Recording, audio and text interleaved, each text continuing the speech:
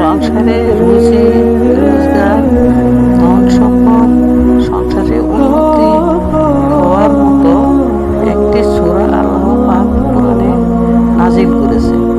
সেই সূরাটি হয়েছে সূরা ওয়াক্কিয়া। এই সূরা ওয়াক্কিয়া নিয়মিত পাঠ করিলে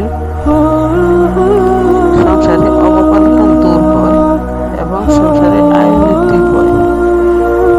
এই সূরা প্রতিদিন এশার নামাজের পরে নিয়মিত পাঠ করিলে সংসারে কোনো অবপালন থাকে না এবং সম্পদশালী হওয়া যায়। এই সূরা নিয়মিত পাঠ করিলে, শরীরে ফু দিলে এবং তাবিজ দিলে সন্তান ভূমিষ্ঠ হয়।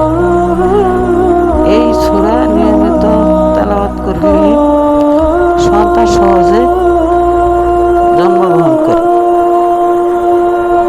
এই সূরা নিয়মিত পাঠ করিলে ঝগড়া বিবাদ, মামলা মোকদ্দমা কমে যায়।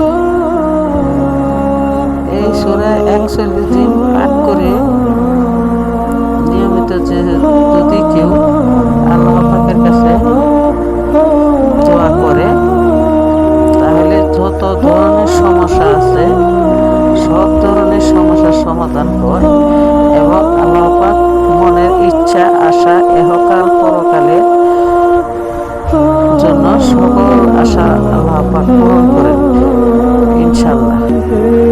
আপনারা নিয়মিত এই সূরা ওয়াক্কিয়া তেলাওয়াত করবেন এবং আল্লাহর কাছে যা যা মনের বাসনা আছে এগুলি চাইতে দেখবেন ইনশাআল্লাহ আল্লাহ পাক এই মনের বাসনাগুলি পূরণ অবশ্যই করব। সুবহানাল্লাহ।